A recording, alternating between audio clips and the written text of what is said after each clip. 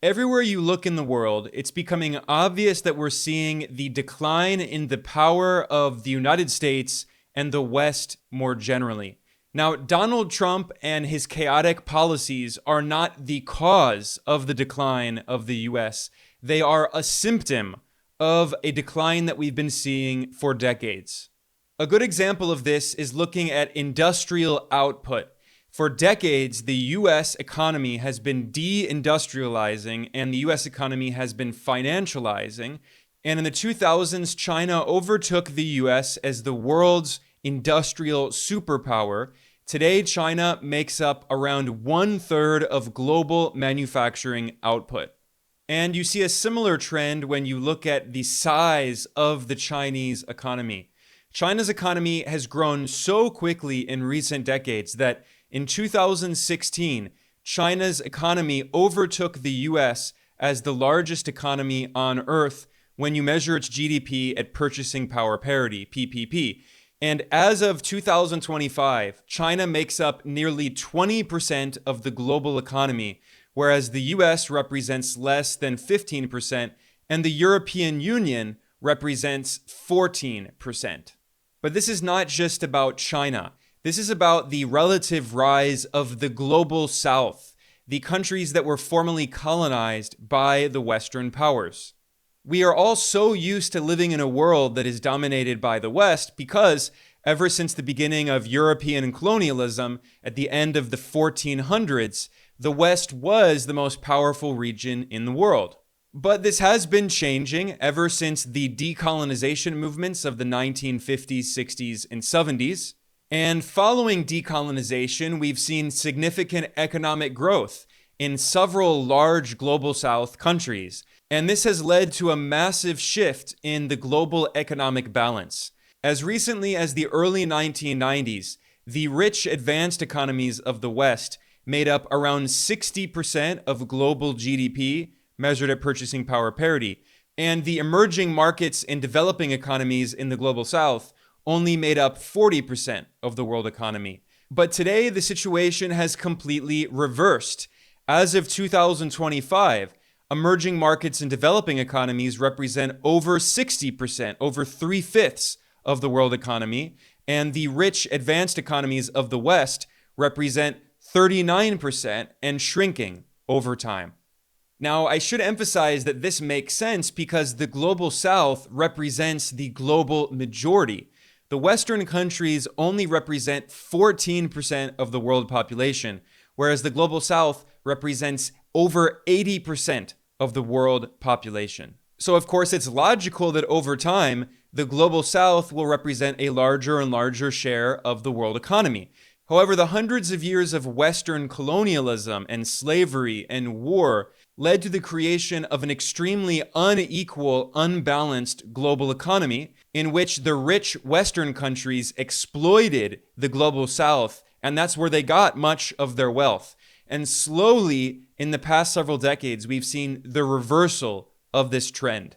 Now, China is the most successful example of the reversal of this drain of wealth from the global South to the global North, but China is not the only example.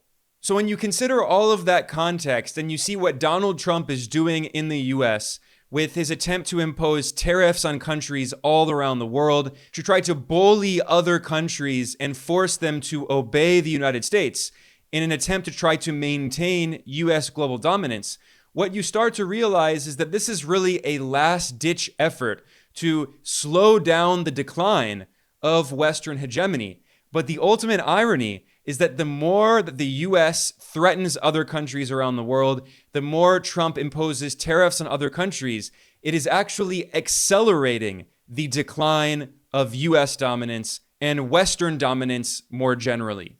And what is happening is that global South countries are creating more and more institutional alternatives to Western-dominated organizations. A good example of this is BRICS, which was founded by Brazil, Russia, India, and China in 2009, and then the next year, South Africa joined. And since then, BRICS has continued to expand more and more. As of the beginning of 2025, there are now 10 full members of BRICS, including the original 5, plus Egypt, Ethiopia, Indonesia, Iran, and the United Arab Emirates. And there are 9 partner countries that are on the path to joining BRICS in the near future, including Belarus, Bolivia, Cuba, Kazakhstan, Malaysia, Nigeria, Thailand, Uganda, and Uzbekistan.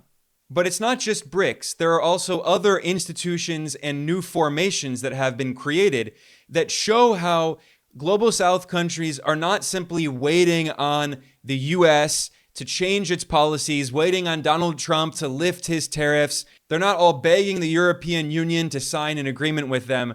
More and more, we're seeing countries in the Global South, and especially in Asia, are creating alternatives. And today I want to talk about a meeting that was held in May 2025 that I think was historic and is a perfect symbol of the increasingly multipolar world we live in today. And that was the first ever ASEAN-GCC-China Summit that was held in Malaysia on the 27th of May. Now, this meeting did not get much attention in the Western media, but I think it was very important. It brought together China, which is a country of 1.4 billion people, with Southeast Asia, a massive region that's growing very quickly, and the Persian Gulf countries, which are some of the world's largest producers of oil and gas. And in this historic summit, they made agreements to deepen their economic cooperation, to build more infrastructure connecting the regions, to work together on energy, not only in terms of fossil fuels, but also the construction of renewable energy, green energy infrastructure, and nuclear energy. And they also talked about ways to de-dollarize and to use other currencies, their national currencies, in bilateral trade, circumventing the need for the US dollar and the US-dominated financial system.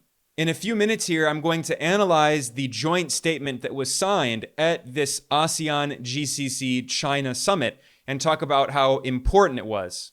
But first, I want to provide some background information for people who might not know what exactly we're talking about here.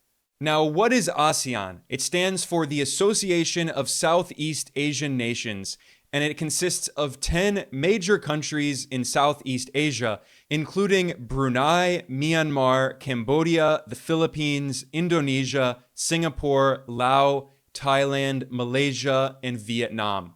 ASEAN is a very important organization because Southeast Asia has grown very rapidly in recent years. As of 2025, Southeast Asia has a population of more than 690 million people, meaning that Southeast Asia is larger than North America and South America, and it's almost as big as Europe. And given that the population of Europe has been stagnant, it's very likely that in the upcoming decade, Southeast Asia's population will overtake Europe. A good example of the growing importance of Southeast Asia is Indonesia. This is the 4th most populous country on Earth. It has a population of more than 280 million people, which means that Indonesia has a larger population than Brazil, and it's just behind the United States, which is the 3rd most populous country. Other members of ASEAN include Vietnam, which has a population of over 100 million people, meaning it's larger than Germany. And another ASEAN member is Thailand, which has a population of 70 million people, which is larger than the United Kingdom. And it's not just the population of Southeast Asia that has been growing a lot in recent years, but also its economy. When you measure the GDP of Southeast Asia at purchasing power parity, it represents over 6% of the global economy, and it's increasing more and more every year. That means that Southeast Asia's share of the global economy is larger than the entire African continent, and it's larger than all of South America and the Middle East. And a big reason for this rapid economic growth in recent years is because Southeast Asia has become a major global manufacturing hub. So that explains why ASEAN is becoming a very important region of the world and why this summit that was held in May in Malaysia was so historic. Now, what is the GCC that also attended? That stands for the Gulf Cooperation Council, which is a reference to the Persian Gulf region in the Middle East or West Asia. And this includes some of the world's largest oil and gas producers like Saudi Arabia, the United Arab Emirates, Kuwait, Oman, Qatar, and Bahrain. 5 of these 6 countries are in the top 20 largest oil producers in the world, and 4 of the GCC countries are among the top 20 natural gas producers in the world. So what they bring to the table is, of course, a lot of energy, which is needed to power the manufacturing output of these countries in Southeast Asia and China. But also what they bring to the table is a lot of money that they're looking to invest. Because the GCC countries have very small populations relatively, but they make so much money from exporting oil and gas, and that money goes to government-controlled sovereign wealth funds, and they're constantly looking for new opportunities for investment. And of course, investment was one of the many issues discussed at the ASEAN-GCC-China Summit that was held in May. I'm going to go through some of the main points of the joint statement that was signed by all of these countries. They called for deepening their close and mutually beneficial economic collaboration and cooperation, stressing the importance of regionalism and multilateralism in pursuit of peace, stability, development, and prosperity. So again, this is a perfect symbol of the increasingly multipolar world we're living in today. Meanwhile, China is the largest trading partner of ASEAN. Back in the early 2000s, it was the US, Japan, and the EU that were the main trading partners of ASEAN. But since the 2010s, China became the #1 trading partner of Southeast Asia, and over time, they are deepening their economic integration. Now, I should mention that there already is an important trading arrangement between China and ASEAN, and it also includes South Korea, Japan, Australia, and New Zealand. This is known as the RCEP, RCEP, which stands for the Regional Comprehensive Economic Partnership, and it does not include the United States and the West. So we already see the kind of early origins of this trade arrangement, and the ASEAN-GCC-China Summit held in Malaysia is taking that economic integration a step further. In addition to calling for deepening their economic cooperation, a big part of this joint statement was about Palestine. All of these countries expressed strong support for Palestine and opposition to Israel's brutal US-backed war on Gaza. They also demanded that Israel end its illegal, decades-long military occupation of Palestinian territory, and they insisted that there should be an independent Palestinian state established, as international law has called for many decades. Now, in the section of this joint statement on economic integration, ASEAN, China, and the GCC countries all called for upholding what they described as the rules-based multilateral trading system with a predictable, transparent, non-discriminatory, and open global trading system. This is a clear reference to Donald Trump in the United States, which is imposing tariffs on countries all around the world and treating trade as a political weapon. So as the US is trying to reshape the global order to benefit itself, what we're actually seeing is that ASEAN, China, and the GCC countries are proposing a different vision of the world that is the complete opposite of the vision of Washington and Trump. And an important part of this is de-dollarization. In this joint statement, ASEAN, China, and the GCC called for regional financial cooperation, including, quote, exploring cooperation on local currency and cross-border payments, end quote. This is a trend that we've seen accelerating in recent years in Asia. In fact, at the ASEAN Summit in Indonesia in 2023, ASEAN members signed an agreement calling to jointly push for regional payment connectivity and the use of local currencies, not the US dollar, in bilateral trade. They called for transitioning away from the US dollar and the US-dominated financial system. In fact, one day before the ASEAN-GCC-China Summit was held in Malaysia on the 27th of May, on the 26th, the central banks of China and Indonesia signed an agreement calling to promote bilateral transaction settlement in local currencies. So to de-dollarize the financial transactions between China and Indonesia. Similarly, we're seeing de-dollarization of China's trade with the Persian Gulf region. For years now, China has been the largest trading partner of the Gulf.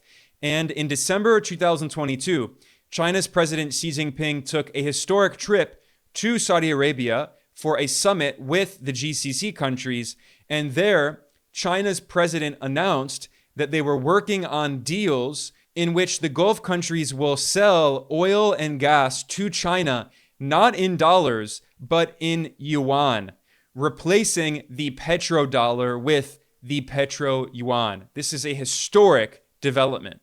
And then a few months later, in 2023, China announced that it had settled its first trade with the United Arab Emirates, the UAE, in which it bought liquefied natural gas in yuan, not US dollars. So de-dollarization is something that is already happening. It's not something that will hypothetically happen in the future. It is already going on now. So that was a very important issue that was discussed at the ASEAN-GCC-China Summit in May. Another issue that was discussed was physical connectivity and infrastructure construction. Now, these countries are part of the Belt and Road Initiative, which is China's global infrastructure project. And in their joint statement, they called for, quote, exploring further cooperation to enhance infrastructure development for seamless and efficient connectivity, end quote. The Belt and Road Initiative, or the BRI, was launched back in 2013, and China has been building the physical infrastructure necessary to connect the global south so they can deepen their trade and economic integration. And what we're seeing is a more and more of a post-West world, a world beyond US hegemony and Western hegemony. And what's important to point out is that this is not necessarily new. In many ways, what we're seeing is with the decline of Western hegemony, we're seeing that Asia's economic integration is going back to the way it was before European colonialism, back to the ancient Silk Road. In fact, the original name of China's Belt and Road Initiative was the New Silk Road. And you can see that in the BRI in the 21st century, China is building a lot of the infrastructure that is needed to bring back parts of the Silk Road from 2,000 years before. And a good concrete example of some of these infrastructure projects that are being built by China are the series of rail links, railroads connecting southern China to Southeast Asia. China has become the world's leader in the construction of high-speed rail, whereas the US has been trying to build high-speed rail for years and has been unable to do so.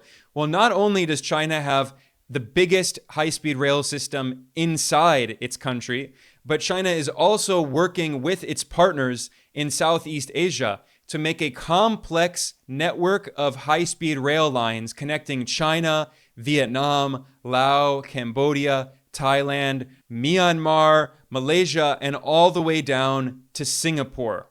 And this will completely transform the economies of the region, because not only will it make it easier for people in all of these countries to travel to other countries and get to know other people and deepen their interchange, but also economically, this makes integration much easier. It makes trade much easier, and goods will be able to move on these railroads all across the region.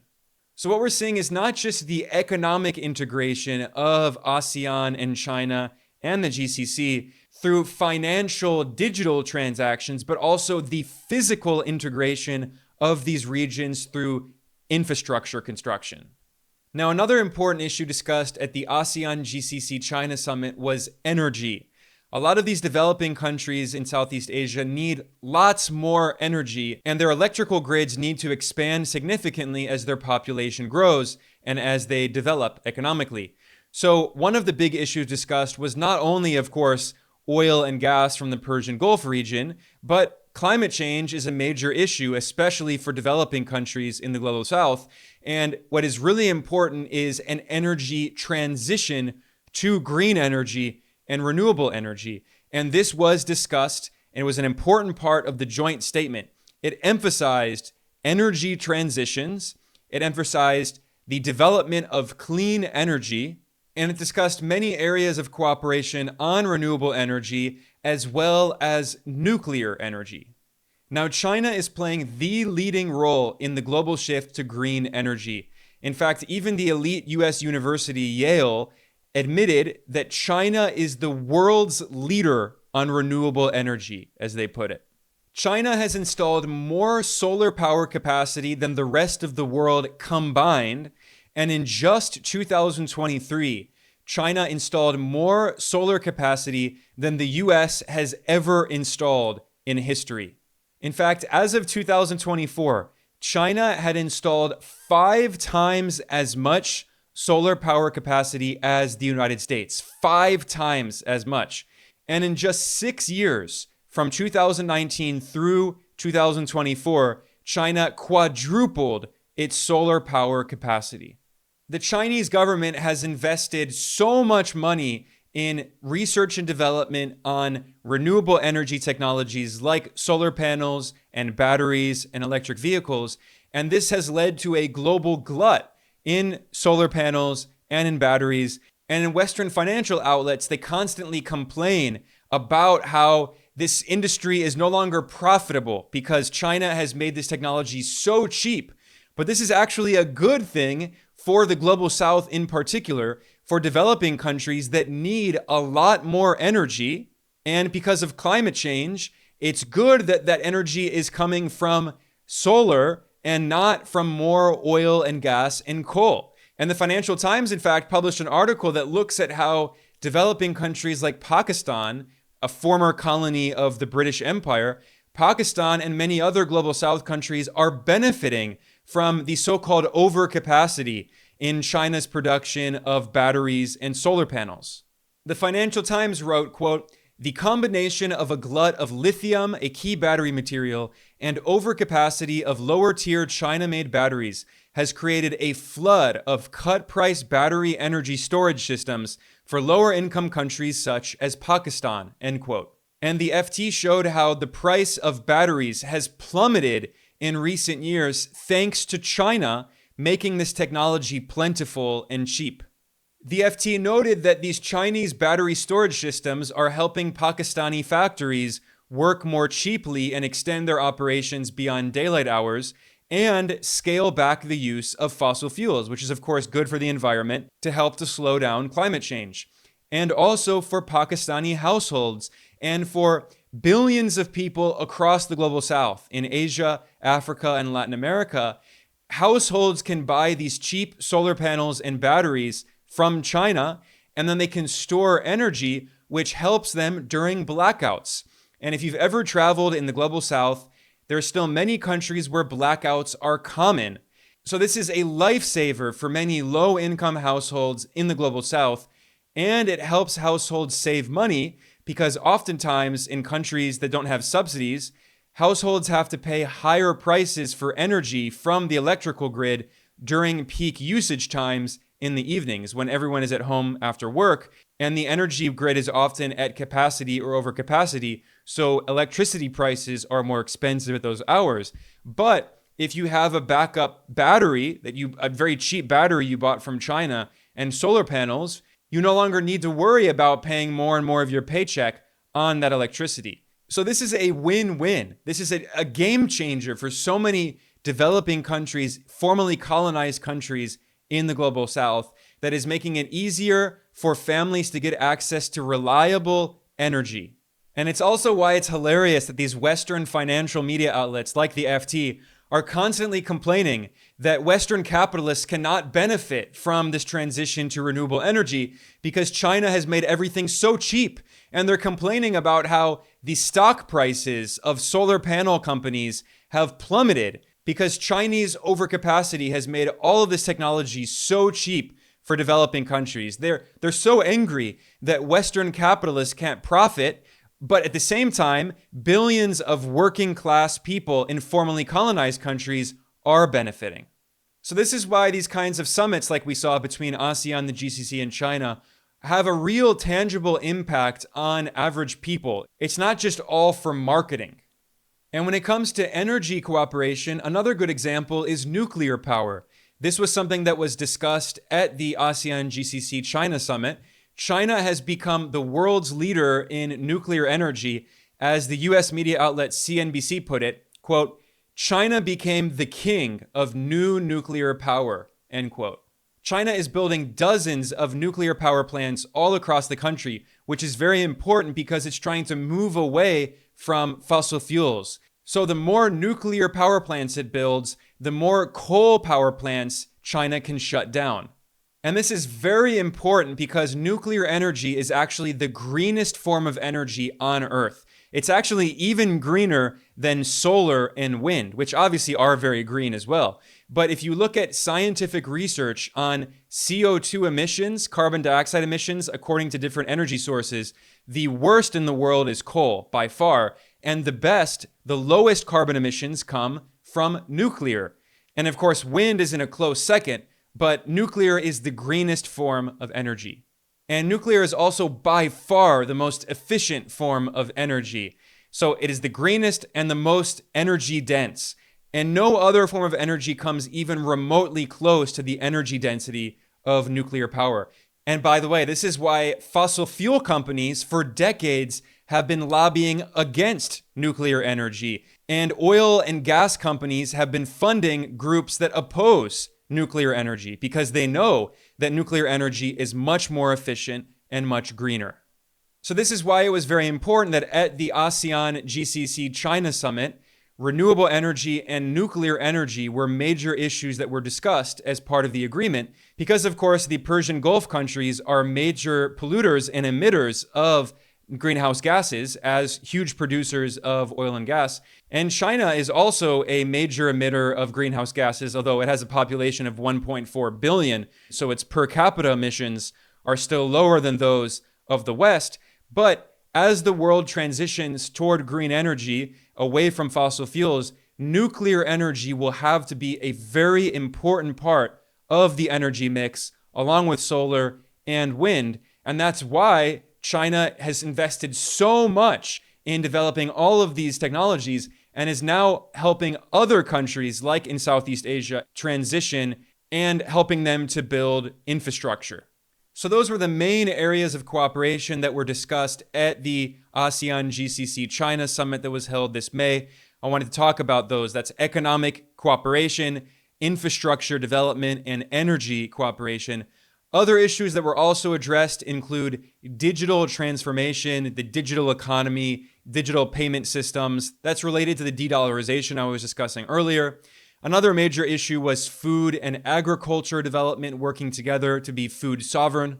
And of course, there was discussion of people-to-people exchange through things like tourism, cultural exchange, and education.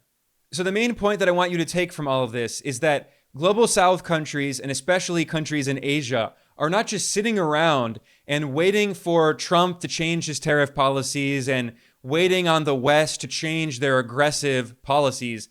Global South countries are increasingly creating alternatives and working together and cooperating. And I think what's happening in Southeast Asia with ASEAN and the ASEAN model is a good symbol of the multipolar world that we're in and what it could potentially look like in the future if it's truly based on mutually beneficial win-win cooperation, opposition to hegemony and imperialism, respect for sovereignty and coexistence.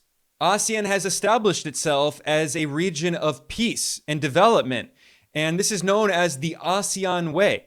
And yes, there are differences among the countries in the region, and they have their disputes, for instance, in the South China Sea.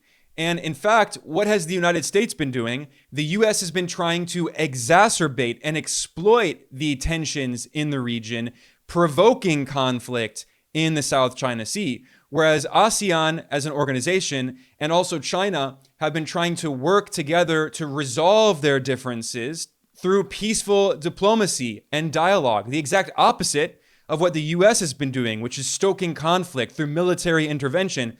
The US military is constantly interfering in Southeast Asia, in the South China Sea, despite the fact that the US is on the other side of the planet, in the Atlantic.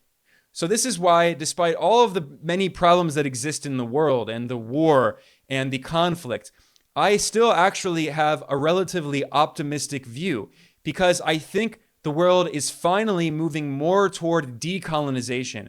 We saw the political decolonization of the global south in the 1950s, 60s, and 70s, but we didn't see the economic decolonization. And more, I think we're finally seeing a transition toward a post-Western world, or at least a world beyond Western hegemony. And if the Western powers were to accept the sovereignty and independence and equality of the global south, they can also integrate into this peaceful multipolar world. But the reality is that these Western capitalist imperialist systems are still based on exploitation and war and oppression. And until those systems fundamentally change, countries in the global south are going to continue to work together and cooperate and create their own alternatives. And that's what we're seeing in BRICS, in the ASEAN-GCC-China Summit, in the Shanghai Cooperation Organization, in CELAC, the Community of Latin American and Caribbean States, in the African Union, in the Sahel region with the new federation created by Burkina Faso and Mali and Niger. The list goes on and on. But if you want to learn more about the multipolar world that we're living in and all of these historic shifts that we're seeing, please like and subscribe to follow our work here at Geopolitical Economy Report. I am Ben Norton. I am the editor-in-chief of Geopolitical Economy Report. I want to thank everyone for joining me today. Please come back soon. I'll see you next time.